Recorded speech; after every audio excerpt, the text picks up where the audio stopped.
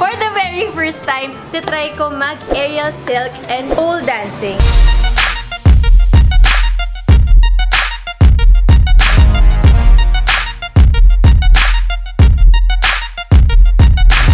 Sa apat pa lang ako. Yan na, kaya mo yan. Sa apat talaga 5. Kuha sa video. Wala nang dugo yung kalang pa ako. Umiyak! Gani, umiyak siya talaga. Tinatry kong gayahan si ate.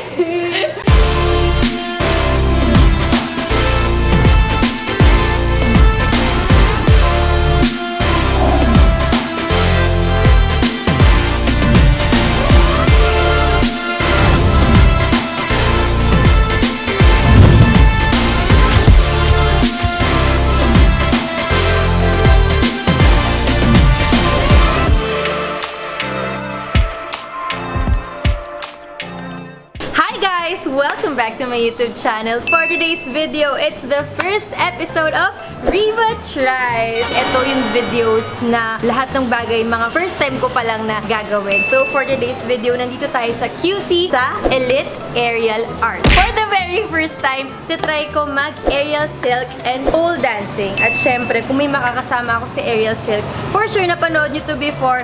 Ang sinama ko for today's video ay si Zay! Uy, nandito pala ako! Kung napanood nyo yung magpasikat performance nyo before, di ba? Nakapag-aerial silk kasi sabi, sobrang ganda nyo nun. Kamusta yung experience mo nun? Sobrang ganda, magical talaga yung experience ko nun. Kaya kanina ko pa sinasabi sa kanya na itry mo talaga to kasi magandang workout siya at the same time. Parang ma-feel better ka about yourself. Isa, nakakatakot kasi nakita ko yung sayo nun, parang taas eh. Sa una, nakakatakot talaga. Lalo na ako kasi may fear of heights talaga. May pinakita siya sa aking video, umiiyak ka sa taas! Napapaiyak talaga ako kasi ang hirap, hindi ko kaya buhatin yung sarili ko. Tapos parang malalaglag na talaga ako. Pero after ilang tries, kayang-kaya mo na. Kaya nakita ko yung performance niya habang pinapanood ko siya sa TV nun, parang nag-e-enjoy lang siya. Kaya thank you so much Elite Aerial Arts para sa experience na to. Oh my gosh, kinakabahan ako, Queenie! Sana hindi ko ma-disappoint yung teachers sa loob at hindi ko rin kayo ma-disappoint para sa first episode ng Riva Tries. Let's go!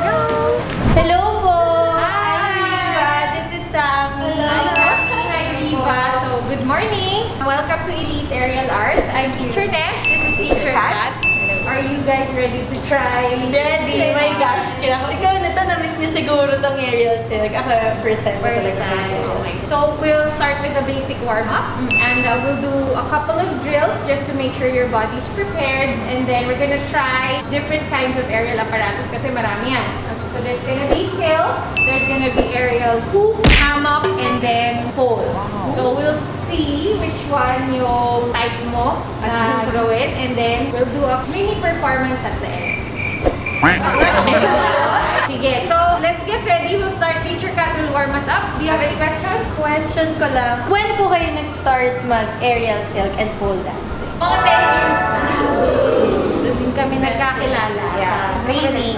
Pero para po sa mga viewers, wala namang age na hanggang ganitong age. Oh, there's no age, height, weight, or any limit. You can start as young or as old. We have mommies, we have seniors, we have teens. Oo, marami. Anyone can try. Okay. So excited. Yay! Start na tayo. Kumanta!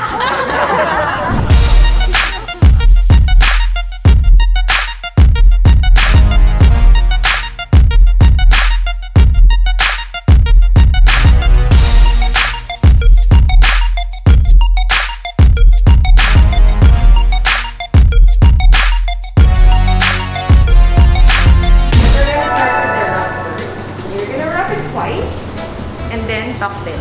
Swing. And then ready? Ready and knees up. Yes! Sabi na eh, mukha lang madali. Hindi madali lang yan. Yan! Ayan! You get it!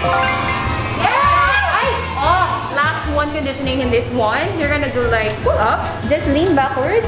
So make sure your body is really engaged. Yung arms lang yung aangat and bababa. And then okay, and then yung pull. Ayan! Kaya! Sa apat pa lang ako. Ayan na! Kaya mo yan! Sa apat talaga 5. Kuha sa video.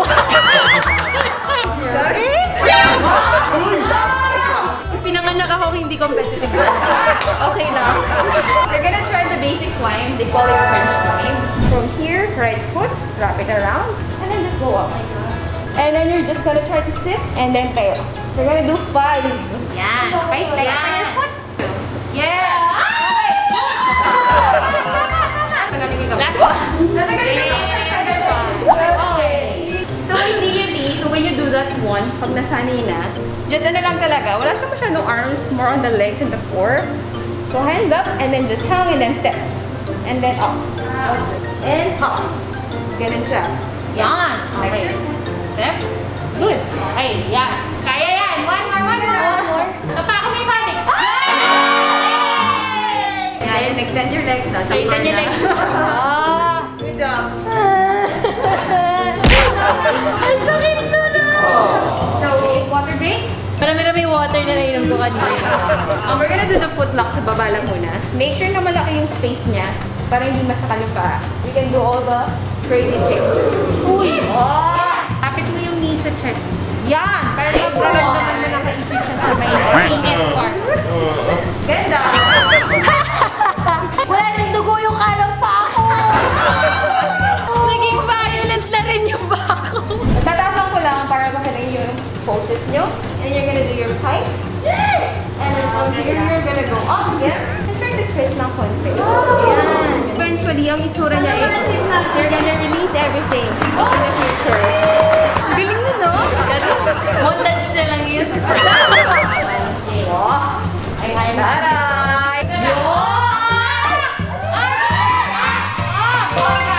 On your knee, and then right hand, that's your right side. Yan! Tilt up. Lapit mo yung knee. Yan! Ito naman tayo sa... Kasi Nesha, bahala sa inyo dyan. So, yung first trick natin, this is called the lilac. Ayan siya, nasa nipit. You're gonna press that heel towards your butt. Dahil malakas kayo, bibitaw kayo ng one hand. Sino ba nagsabing malakas kami? And you're gonna pull up. Oh my God! Kaya niyo to. And then you're here. Ta-da! Ninenervyo ka! Okay. 1, 2, 3. Ayan, kaya. May kaya sa nipit. Masakit nga. Ako nagka-cramps yung left. Sige, sumitaw mo na. Pasok. Yan! Nice. And upo. Yan! Dahan-dahan. Ganda.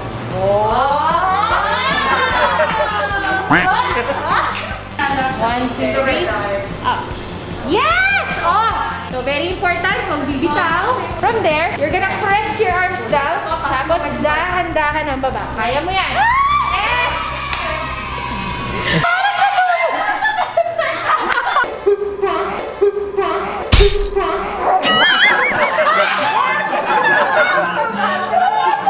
Kunin niyo na ako! Umiyak siya! Gani, umiyak siya talaga. Tinatry kong gayahan si ate. Okay na tayo? Saya. Oh, sige, gagawin natin nakaupo. So, this is called Man on the Moon. You're gonna straighten your right leg para yung body makaka-face siya sa left. Then, when you point your toes, you're just gonna lift the heels of the foot. Tapos, ito na. Okay, now you're going to recover up.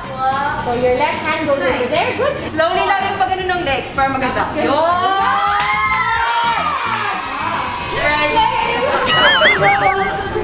Hinga. Slowly lang. Ito na, magsispeed na kayo. So, from here, make sure you're engaging your shoulders. Tapos, open nyo lang siya. Ganda-ganda lang kayo. Ang magical niya panoorin. De 4. Yun!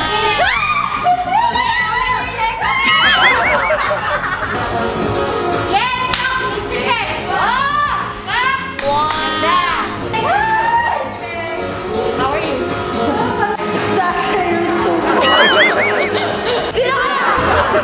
Gagawin niyo para kayong si Spider-Man.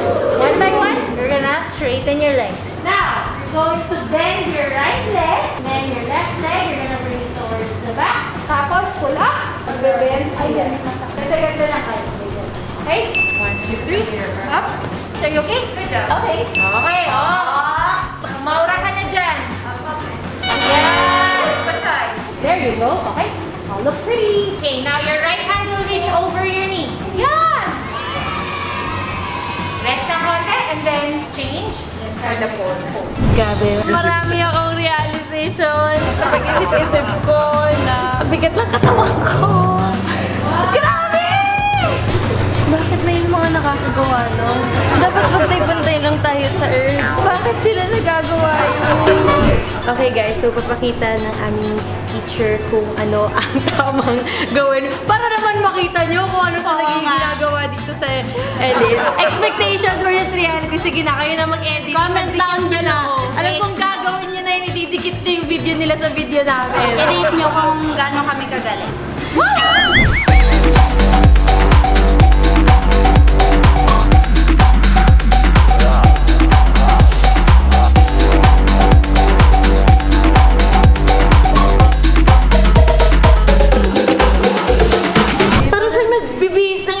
Sa taas. Para lang siyang hinahangin. Masarap siya panoorin pero hindi siya masarap gawin. Akala mo ang dali lang, no? Ini-imagine ko ngayon ako yung sumasayaw ka.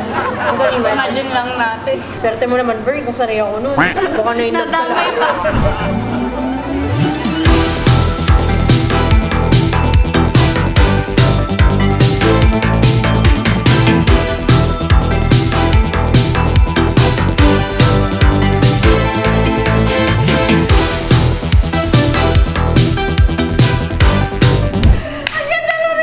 Nakita niyo na yung mga hindi namin magagawa. Parang masad sa life ko. Ay, naingit ako sa magawa. Pag tinitingnan mo isa, yak ka na. Pwede namin kayo makita mo. Sabi sa utak nila daw yung pinapagawa ng mga. Tutuwa talaga ako eh.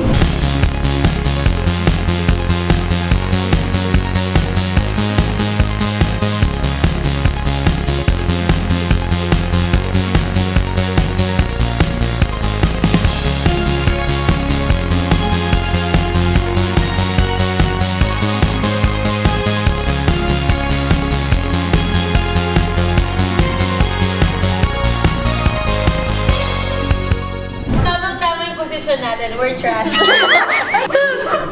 Ate Basic lang naman to. You're going to place in front of the pole and you're gonna squeeze it in between your legs. Then, wala. Squeeze. So, one leg here. Yan. Yan. Your left leg in front of the pole. Alright, squeeze. Ready, level? Next. Yes. Right, right. Chest level yung kamay. Yeah. Oh my God! Parang muna mo ng taas-taas niya. Sabi niya, paano na to? Tapos nandito siya kapapapano niya. Kaya mo mag-jump para medyo mataas ka. So, oh! Please! Pa! Ano ba ba? Wala na. So, pagka-play mo, kayo like tapik-tapik lang. Tapik-tapik lang. Tapik. Yan, sorry. Sorry po. Okay, pausin pa. Okay. Kaya ba, hands in front of your chest? Wow!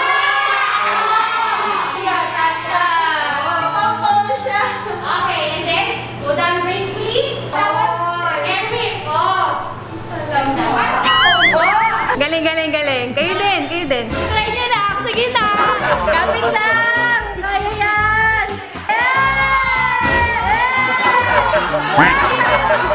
Okay na? Okay na. And then give yourself a round. Thank you so much. Gusto ko ipa-try ito dun sa mga friends ko. Punta lang kayo, tapos mambubudol tayo. Ano kami ang mahihirapan kayo din? Pero ang saya niya kasi kapag nagawa mo siya. Saka fun siya, hindi lang yung parang maghihirap ka lang. Magiging competitive ka din magawa yung tama. Yung goal, pagpunta niyo dito, paglabas niyo, dapat mag-feel good kayo about yourself. Kasi nag-move kayo and then you felt good about yourself. So, very good.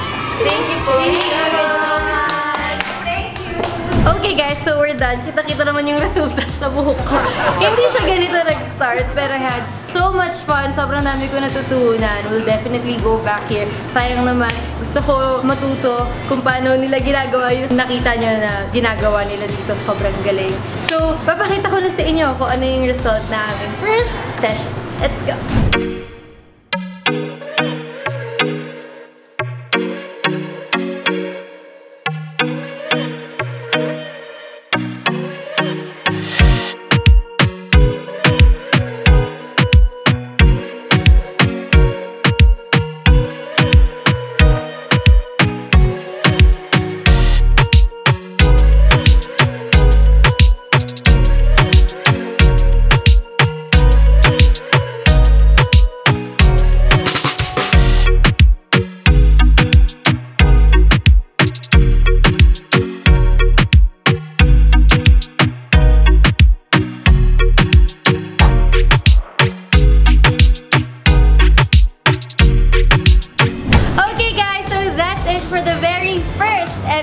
of Riva Tries.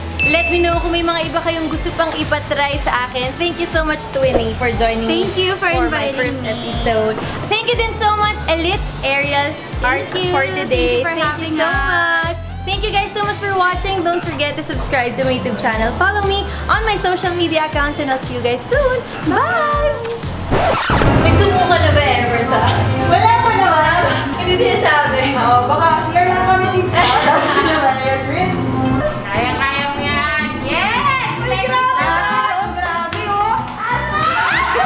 Okay, thank you po.